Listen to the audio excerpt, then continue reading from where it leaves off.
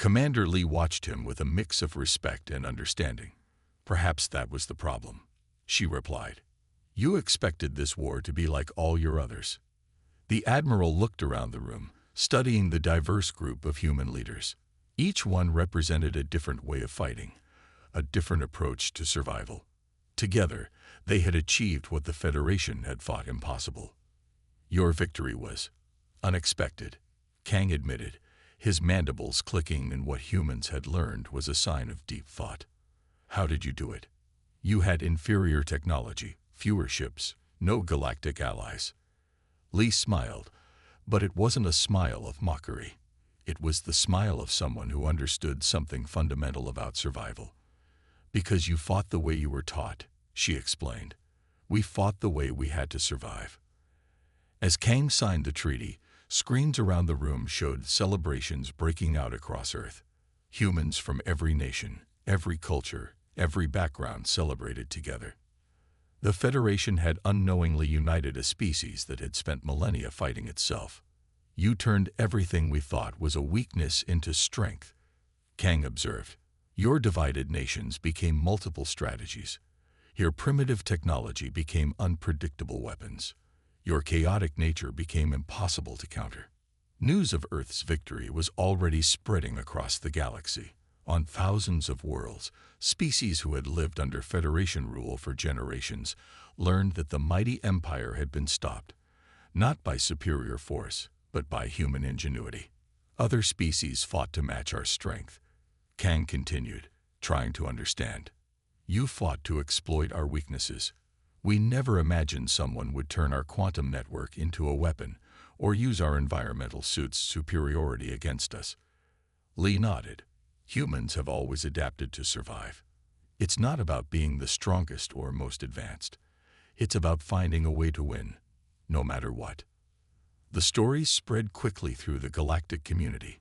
Tales of humans fighting in conditions that would kill most species, of primitive weapons defeating advanced technology, of soldiers who refused to surrender even when defeat seemed certain. "Your species will change everything," Kang predicted, looking at the signed treaty. "The galaxy has never seen anything like you. You don't follow patterns. You don't fight by the rules. Every defeat makes you stronger." Outside the hall, human scientists were already studying Federation technology, not to copy it, but to find new ways to use it. Human military leaders shared strategies, combining their different approaches into something entirely new. Human diplomats prepared to enter galactic politics, ready to show that Earth could be a powerful ally as well as a dangerous enemy. "What should I tell the Federation Council?" Kang asked. "They'll want to know how we lost." Lee considered the question carefully. "Tell them they made the mistake countless others have made throughout human history. They thought superior technology and traditional tactics guaranteed victory. They didn't realize that humans are at their most dangerous when facing impossible odds." The message spread across the galaxy. Why you never fight a human. Not because they're unbeatable. They had been beaten countless times throughout their history. Not because they're the strongest. Many species were physically stronger. Not because they're the most advanced. Their technology still lagged behind many galactic civilizations. You never fight humans because they'll never fight the way you expect them to.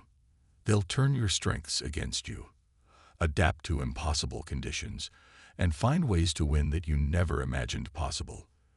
They'll unite their differences into strength, turn primitive tools into powerful weapons, and keep fighting long after any rational species would have surrendered.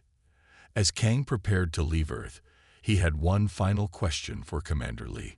"Will your species join the galactic community now? Help maintain order across the stars?" Lee's answer summed up everything the Federation had learned about humanity. "We'll do what we've always done, Admiral. We'll find our own way." The war that was supposed to be a simple conquest had changed the galaxy forever. Humanity had arrived on the galactic stage, not through gradual advancement, but by defeating an empire that had ruled the stars for millennia. They had proved that the most dangerous species isn't the strongest or most advanced. It's the one that never stops adapting, never stops learning. and never fights the way you expect them to. In the Earth Defense Force Command Center, Commander Lee watched the Federation fleet's formation break apart as ships tried to restore power. "Interesting," she said quietly. "They expect everyone to fight the same way they do, with advanced technology and standard tactics. They don't understand that humans have spent thousands of years learning to fight smarter, not just stronger." The battle was far from over, but that first exchange had sent a clear message to the Federation. Humanity wouldn't be conquered easily, and they certainly wouldn't fight according to anyone else's rules. As Admiral Kang ordered his remaining ships to pull back and regroup, he realized this conquest would be nothing like the others. "Send word to the High Command," he ordered. "We may have miscalculated.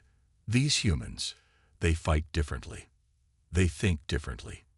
He paused, watching as more of his ships struggled to restore power. "And they are far more dangerous than we imagined." The first battle for Earth had lasted less than an hour, but it had already changed the course of galactic history. The Federation had learned its first lesson about humanity. Never assume that technological superiority guarantees victory. It would not be the last lesson they would learn in the coming war. Captain Sun walked through the gleaming corridors of the Federation flagship, clutching her datapad tightly. Her steps echoed against the crystalline floors as she made her way to Admiral Kang's private quarters. The information she carried would change everything they thought they knew about their enemy. The door slid open with a soft hiss, revealing Admiral Kang studying tactical displays of Earth's surface. His mandibles twitched with frustration as he reviewed their recent losses. "Sir," Captain Sun said, her voice steady despite her nervousness, "I have completed my analysis of human historical records. You need to see this immediately." The Admiral turned, noting the concern in his intelligence officer's posture. "Proceed, Captain." Sun activated her datapad, projecting a series of images into the air. They showed humans fighting in every possible environment: frozen wastelands, burning deserts, dense jungles, and deep oceans. "These humans," she began, her voice carrying a note of wonder, "they're completely different from any species we've encountered. Their historical records show endless warfare, but instead of destroying themselves, they'd grown stronger with each conflict." She brought up images of human wars throughout history, from ancient battles with primitive weapons to modern warfare. While other species evolved to specialize in specific environments, humans adapted to fight anywhere. They've turned their lack of natural advantages into their greatest strength. At that very moment, on the ground in Ghana, Lieutenant Park was proving Sun's point. He led his Special Forces team through the thick jungle, where the humidity reached levels that would have killed most alien species. The Federation's ground forces had assumed their advanced environmental suits would give them the advantage. They were wrong. Park's team moved silently through the undergrowth, their bodies naturally adapted to the harsh conditions. They had spent weeks studying how the alien suits malfunctioned in extreme humidity, how their advanced sensors became confused by the dense vegetation. "Target in sight," Park whispered to his team, pointing to a Federation patrol ahead. The aliens moved awkwardly in their suits, struggling with the terrain. Their sophisticated targeting systems, designed for open battlefield combat, were nearly useless in the thick jungle. Back on the flagship, Captain Sun continued her briefing. "Look at this, sir," she said, showing footage from their initial battles. "When we destroyed their military bases, they turned civilian infrastructure into weapons. When we jammed their communications, they created new ones. Every time we think we've defeated them, they come back stronger." Admiral Kang watched as the data showed humans adapting Federation technology in ways their engineers had never considered. "How is this possible?"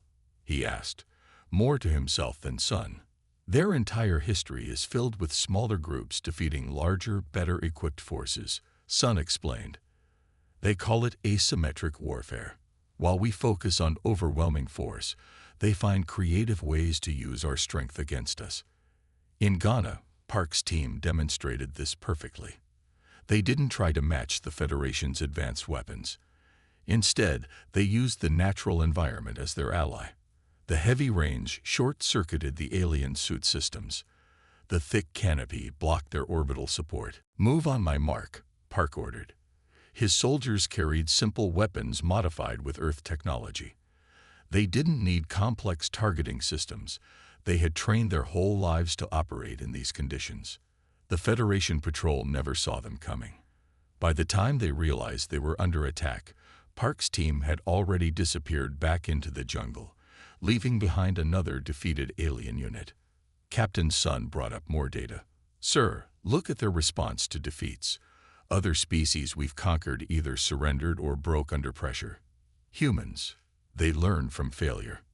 They adapt. They overcome." She showed statistics from their ground campaigns.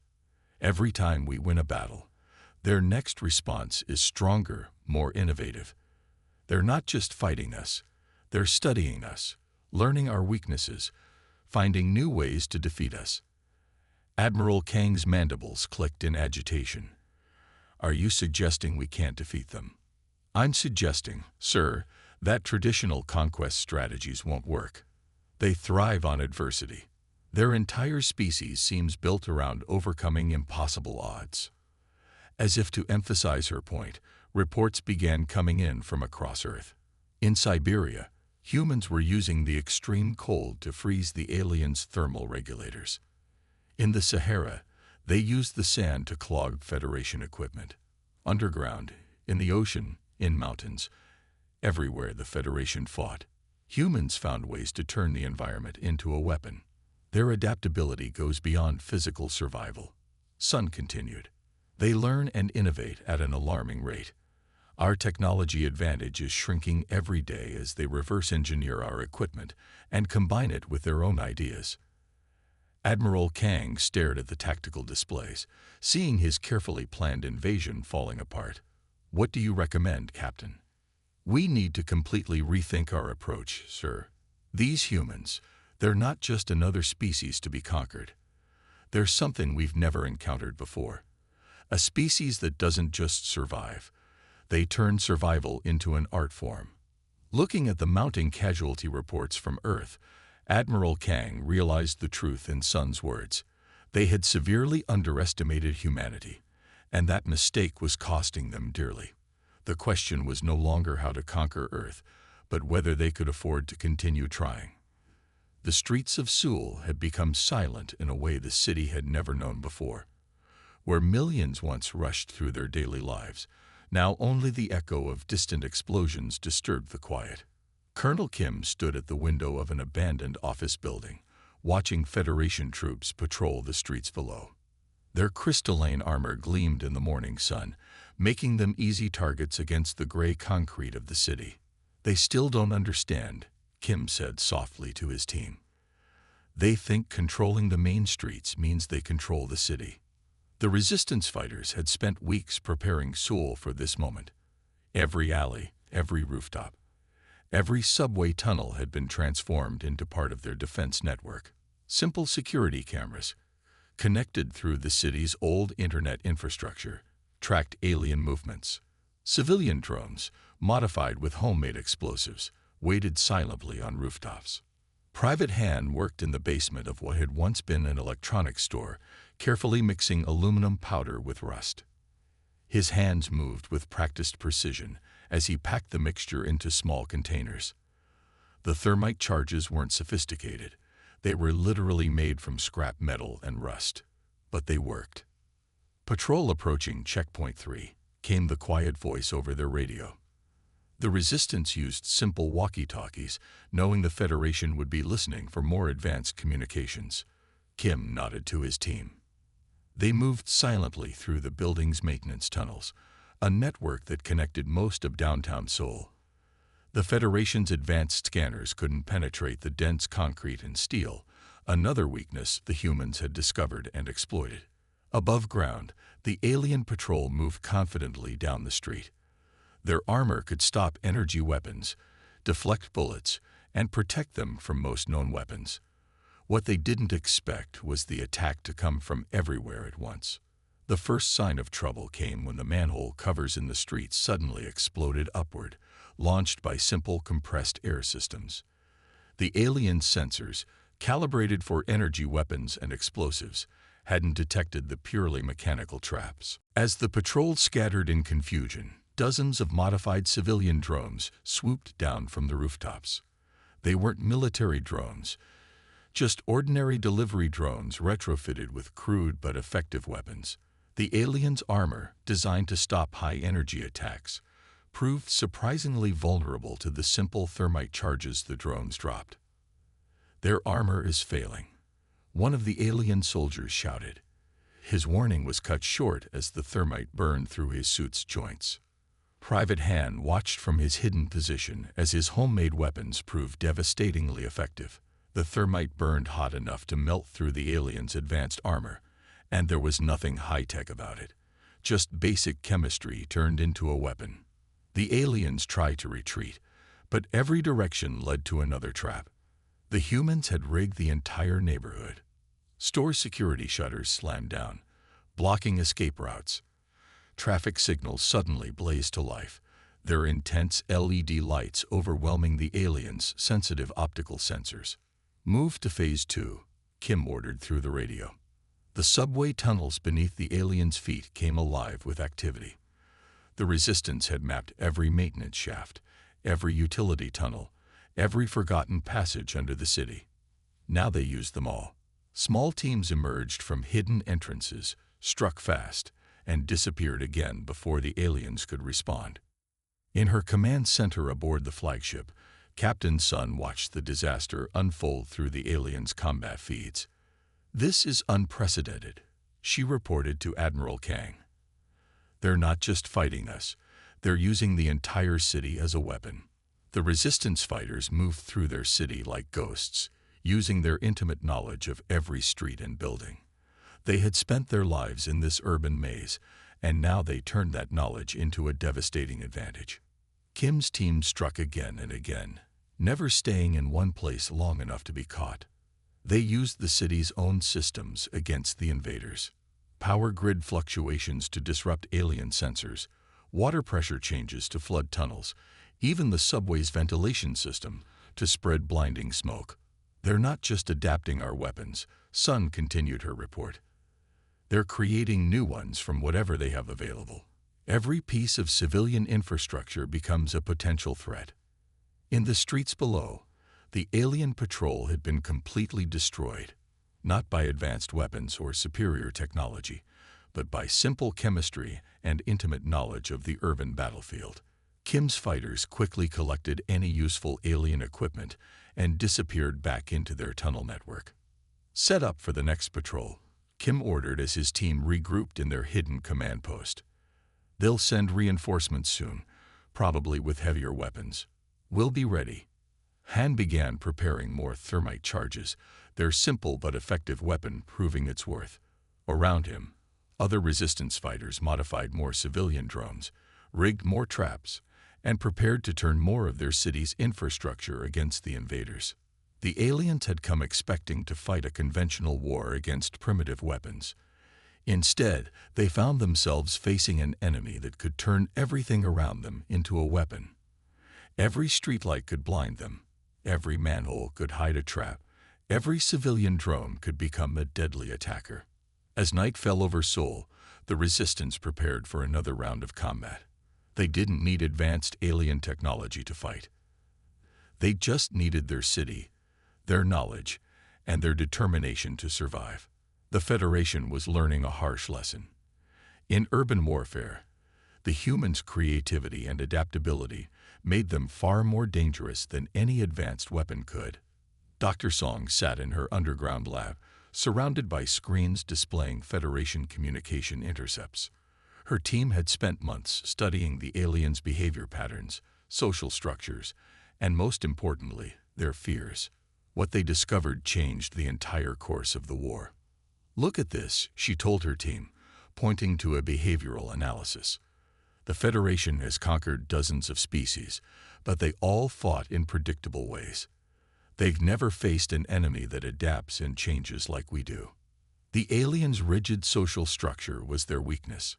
They couldn't understand or cope with humanity's chaos and unpredictability.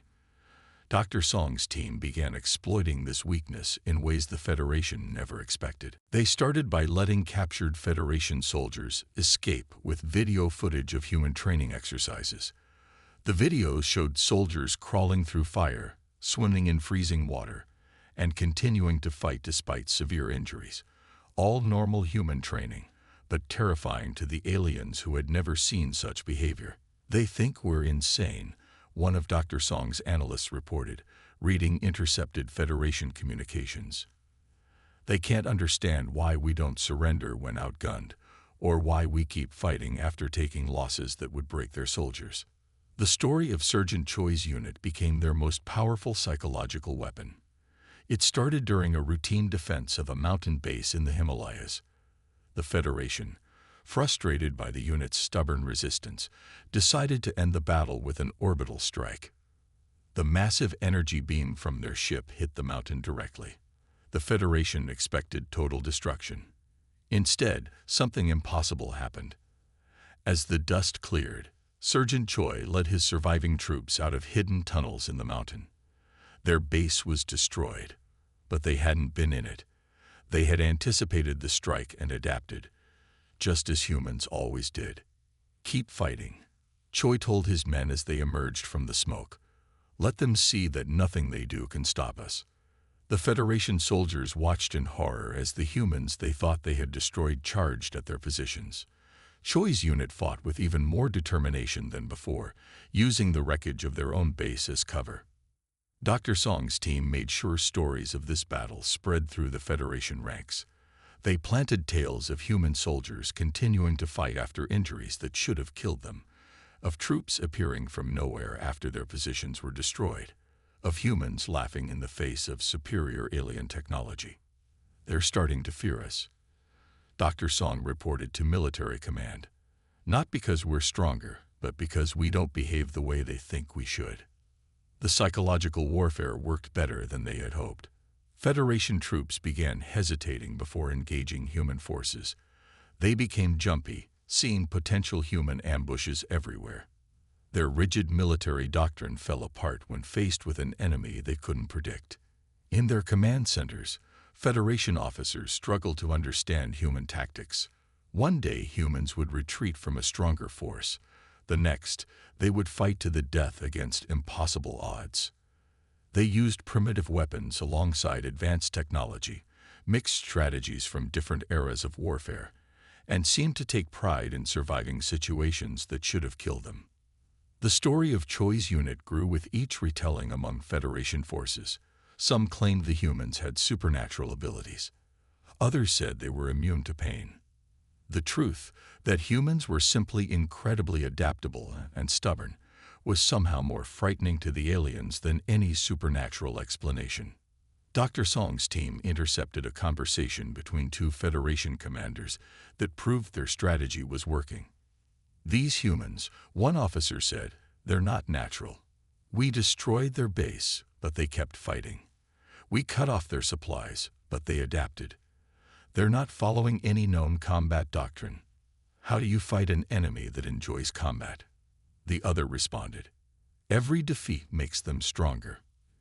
Every time we think we've broken them, they come back worse than before." Federation morale began to crack. Their soldiers, used to fighting enemies who followed logical patterns, couldn't handle humans' apparent randomness. They started seeing humans as monsters rather than merely primitive aliens. Sergeant Choi's unit continued to fight, unaware they had become legendary among Federation forces. They simply did what humans had always done: adapted, survived, and kept fighting no matter what. The Federation's greatest weakness, Dr. Song wrote in her report, is their inability to understand that humans don't follow patterns. "We thrive on chaos, adapt to defeat, and turn desperation into strength." To them, this isn't just alien, it's terrifying. The psychological victory proved as important as any military success. Federation troops began to retreat from smaller human forces. They saw human survivors as supernatural rather than just determined. Their fear of humanity's unpredictability became a weapon more powerful than any technology. As Dr. Song watched the Federation's confidence crumble, she understood something fundamental about the war. The aliens had expected to fight a primitive species struggling to use advanced technology. Instead, they found themselves facing an enemy whose greatest weapon wasn't their technology or their tactics, but their utterly alien way of thinking. The Federation had never learned to fear before meeting humanity. Now they were learning that fear itself could be the deadliest weapon of all. General Yoon stood in the newly established Global Defense Command Center, watching screens that showed military operations from every corner of Earth. What she saw would have seemed impossible just months ago. Soldiers from traditionally rival nations fighting side by side, sharing techniques and strategies that had been closely guarded secrets for generations. "Show me the Siberian front," she ordered, and the main screen switched to a live feed from the Russian tundra.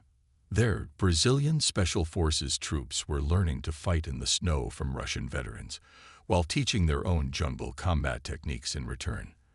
The Federation never expected to face jungle warfare tactics in the frozen wasteland. "The aliens don't understand what they've done," her aide commented.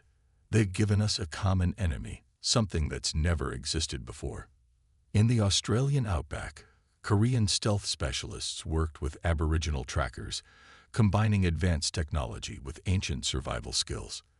They moved through the desert like ghosts, appearing and disappearing at will, leaving destroyed Federation patrols in their wake. The Federation's command structure couldn't comprehend what was happening. Their reports showed desert warfare tactics being used in Arctic conditions, jungle ambush techniques adapted for urban combat, and maritime strategies applied to mountain warfare. Admiral Kang received these reports with growing frustration aboard his flagship. "How can they keep changing their methods?" he demanded. "Every time we adapt to one strategy, they switch to something completely different." In the Amazon rainforest, Indonesian guerrilla warfare experts trained alongside Brazilian troops, teaching them techniques developed in their own dense jungles. Together, they created new hybrid tactics that the Federation had never seen before. General Yoon moved between different command stations, coordinating this unprecedented global cooperation. "Show me the North African operation," she ordered. The screen displayed Egyptian and Canadian forces working together in the Sahara. The Canadians, experts in Arctic survival, had quickly adapted their cold weather endurance techniques to the desert heat. Combined with Egyptian desert warfare expertise, they had turned the seemingly empty desert into a death trap for Federation forces. "They expected us to fight as separate nations," Yoon explained to a group of international commanders. "They thought our differences would make us weak. Instead, we're combining our strengths in ways they can't predict." In the Hindu Kush Mountains, Norwegian mountain troops worked with Nepalese Gurkhas, creating new high-altitude combat techniques. The Federation's advanced climbing gear proved useless against soldiers who had mastered these peaks through generations of experience. The aliens' rigid military doctrine, which had served them well in conquering other worlds, became their greatest weakness. They couldn't adapt fast enough to counter tactics that change not just day by day, but hour by hour and battlefield by battlefield. "Status report from the Pacific Theater," an officer called out. The screen showed Vietnamese coastal forces teaching Japanese naval units their river combat techniques, while learning deep-sea warfare in return. Together, they had turned the Pacific Islands into an impossible maze for Federation ships. Admiral Kang watched helplessly as another Federation base fell, this time to a combined force using techniques from 5 different military traditions. "They're not fighting like one army," he realized. "They're fighting like 100 different armies at once." In Antarctica, Israeli desert warfare specialists adapted their heat management techniques to extreme cold, working alongside Argentine mountain troops. The Federation had considered the frozen continent uninhabitable. Now it was becoming another front in the war. General Yoon received reports from each theater of war, watching as humanity's diversity became its greatest strength. Mexican urban combat experts taught their techniques to Chinese troops, while learning Chinese siege warfare strategies. Indian heat adaptation techniques were combined with Finnish cold weather tactics to create soldiers who could fight in any climate. The Federation thinks unity means uniformity, she told her international staff. We're showing them that true unity comes from combining our differences, not erasing them. In orbit, Admiral Kang's tactical display showed Federation forces losing ground on every continent. Each defeat came from a different combination of fighting styles, making it impossible to develop effective countermeasures. They're not just sharing techniques, his tactical officer reported. They're creating entirely new ways of fighting. Every time we encounter their forces, they fight differently than before. General Yoon studied the global battlefield map with satisfaction. South African tracking experts were teaching their skills to British special forces. American logistics specialists were learning Middle Eastern desert supply techniques. Each combination created new tactical possibilities that the Federation couldn't predict. This is humanity's true strength, she told her commanders. We've spent our history fighting each other, learning countless ways to wage war. Now we're combining all that knowledge against a common enemy. The Federation's rigid command structure began to crumble under the strain of facing an enemy that fought like 1,000 armies in one. Their tactical computers, programmed with millions of battle scenarios, couldn't predict what humans would do next because humans themselves were inventing new ways to fight every day. As the sun set on another day of global combat, General Yoon watched her unified human forces push back the alien invaders on every front. The Federation had expected to find a divided planet of primitive warriors. Instead, they found themselves facing the combined military knowledge of all human history, adapted and evolved in ways they could never have predicted. Humanity's greatest weakness, its long history of warfare between nations, had become its greatest strength in facing an external threat. The Federation was learning, too late, that unity doesn't mean everyone fighting the same way. True unity meant combining every way of fighting into something entirely new. Dr. Song stared at the quantum communication device, salvaged from a downed Federation ship, her eyes wide with realization. Her team had spent months studying the alien technology, but they hadn't been trying to copy it. They'd been looking for ways to break it. This isn't just a communication system, she explained to her team, pointing to the complex patterns of quantum entanglement. It's a gateway into their entire network. And if we can get in. The laboratory hummed with activity as scientists and engineers worked around the clock. They weren't trying to build a better communication device. Instead, they were turning it into something the Federation would never expect. A weapon. Lieutenant Park stood at attention in the briefing room as Dr. Song explained their discovery. The Federation's entire combat network relies on quantum entanglement, she said. They think it's unhackable because it's based on physics, not programming. But they never considered someone might weaponize the entanglement itself. The plan they developed was uniquely human. Take something designed for one purpose and turn it into something completely different. They would use the Federation's own communication network to deliver their attack. Are you sure this will work? Park asked, studying the modified quantum devices his team would carry. Dr. Song smiled. They expect us to attack their shields, their weapons, their armor. They're not prepared for us to attack the very fabric of their communications. The assault began at dawn. Park led his Special Forces team toward the Federation's main Earth base, a massive fortress of crystalline structures and energy shields. The aliens had built it to withstand any conventional attack. But this wouldn't be a conventional attack. Remember, Park told his team through their secure comms, we're not trying to break in. We're trying to break their reality. The Federation guards saw nothing unusual at first. Their sensors showed small groups of humans approaching. Surely a suicide mission against their superior defenses. Admiral Kang himself watched from orbit, expecting another futile human attack. Then Dr. Song's team activated their modified quantum devices. As the patrol scattered in confusion, dozens of modified civilian drones swooped down from the rooftops. They weren't military drones, Just ordinary delivery drones retrofitted with crude but effective weapons. The aliens' armor, designed to stop high-energy attacks, proved surprisingly vulnerable to the simple thermite charges the drones dropped. "Their armor is failing," one of the alien soldiers shouted. His warning was cut short as the thermite burned through his suit's joints.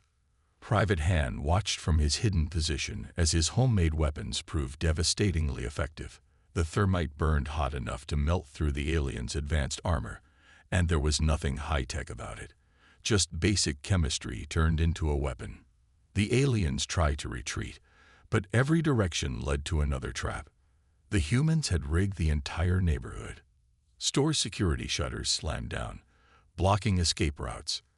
Traffic signals suddenly blazed to life, their intense LED lights overwhelming the aliens' sensitive optical sensors. "Move to Phase 2, Kim ordered through the radio. The subway tunnels beneath the aliens' feet came alive with activity. The Resistance had mapped every maintenance shaft, every utility tunnel, every forgotten passage under the city.